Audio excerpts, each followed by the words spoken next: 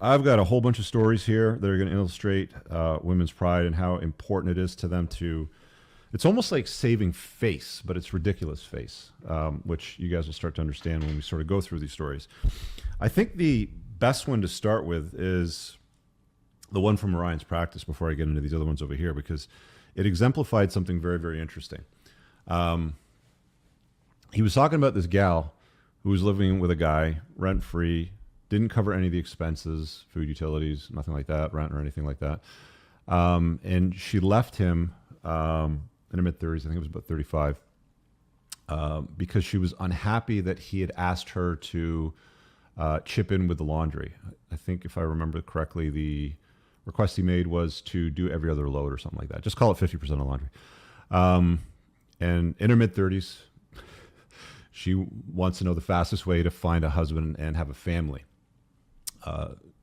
Again, keep in mind, she left a guy because he asked her to do low-value tasks like some loads of laundry.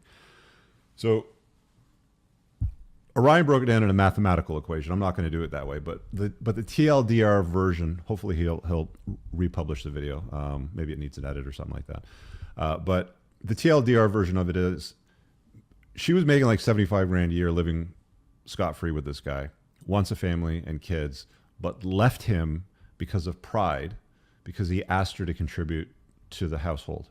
He asked her to do a little bit of laundry, basically every other load, right? And that's why she wanted out, and now she's asking, how do I find a man quickly and have a family? It's like, that's the stupidest question in the world, because you already had a man and could have had a family with a guy that was competent, financially reasonable, and studious in that sense, but you didn't want to because he asked you to do some low-value tasks. Remember, we've said this before. The toxic version of feminism today teaches women to never do anything for the express pleasure of a man. Making him a sandwich, maybe making his bed, doing something kind for him, like, I don't know, maybe some laundry because you're living with him for free and not paying for rent or anything else. It's pretty common, right? There's a lot of women that find a guy, then they claim him. Where do we stand? Where's this going? I'd like to be exclusive with you. Fine, so he does. Many of these guys will give up their own sexual strategy and they'll choose monogamy too, right? And then she wants to move in because she wants more security. And most guys don't see the risk in that because they're blind to it. I mean, she probably did this dude a favor by leaving him. But he says, okay, fine. I'll invite you to my life. Come into my home. Move in. Don't worry about anything. I'm the man. I'll take care of it.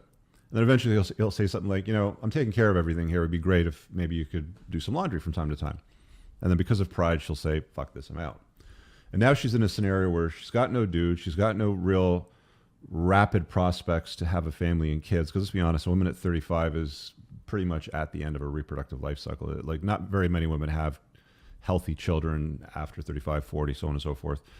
It happens, but it's not common. And it does come with complications. They're like generally considered high-risk pregnancies. Living on her own now, paying 100% of the rent, 100% of utilities and food and everything like that, and doing 100% of her laundry. So like, this is the whole girl math thing. Like, this is the woman's pride component that we're talking about here. They will walk away from perfectly good men for the most bizarre reasons. So a buddy of mine is with this girl, and they have a issue over an insignificant area of the relationship that goes back to the pride thing. He's been with her for a while. She and him have, you kind of work out to a schedule sort of thing. There's certain days a week you get to see each other because of your obligations and hers and whatever sort of thing. So there happens to be one day that he sees her where she comes over, and it's garbage day. And where he lives, there's like recycling and food bin collection and stuff like that, and garbage, obviously. And there's certain bins that come back to the house. Garbage bags obviously get taken away, but there's certain like recycling bins that need to get brought back to the house. One of the things he noticed early on when he was dating her, when she would come over, she would come over, pull in the driveway, and then just walk down the end of the driveway and collect the bins and bring them to the front of the house. Never really said anything, but of course he appreciated it. And it's one of the reasons why he chose her. Not the only reason, obviously, but one of the many reasons why he chose her over other potential long-term relationship type of candidate, type of women. So what ends up happening is over time, she stops doing that. Pull in the driveway, ignore it, come into the house. So he starts to notice this, right? Because he works from home. So he's not always out of the house. There's not always a need for him to walk to the end of the driveway and pick it up and bring it back, sort of thing. She just happened to do it before, and he appreciated that and saw it as a strong, like a good character trait that you'd like in a girlfriend, like a chick that you'd want to keep around, sort of thing. So when he notices that she stops doing it, he brings it up. She gets upset because she thinks, well, because of pride or whatever, it's a task that's beneath her. Why should she be doing it? Maybe because it's a blue job instead of a pink job, sort of thing. And then, disagreement ensues. Like, a point of pride like that is so entertaining to me, because if you're doing something to get in the door, you need to keep doing the things that got you in the door to stay in the door, right? I've said this many times before. It's like, women need to understand this. Like, you can't get lazy in a relationship. Guys can't get lazy. Men can't become incompetent. We can't go broke. We can't be little crybabies. We can't turn little bitches if things don't go our way. We can't stop solving problems, right? It's incumbent upon men to pursue excellence, to continue to do and improve their lives and continue to provide benefits to a woman, right? There's this notion of Bruffault's law. And here, I'll get the exact definition because I might fuck it up. I don't want to butcher it, so give me a second. Okay, so the definition of Bruffault's law. So he was a English surgeon, whatever, doctor guy, okay? And observing animals in the animal kingdom and their behavior, he noticed the female, not the male, determines all of the conditions of the animal family.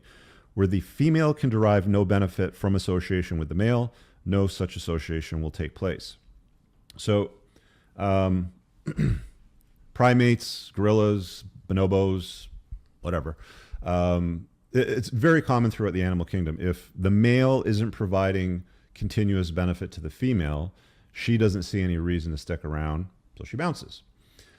It's true in humans as well, right? Like, if a woman isn't receiving continuous forthcoming benefit from from the relationship with you, she will see no reason to be in that relationship and she will bounce.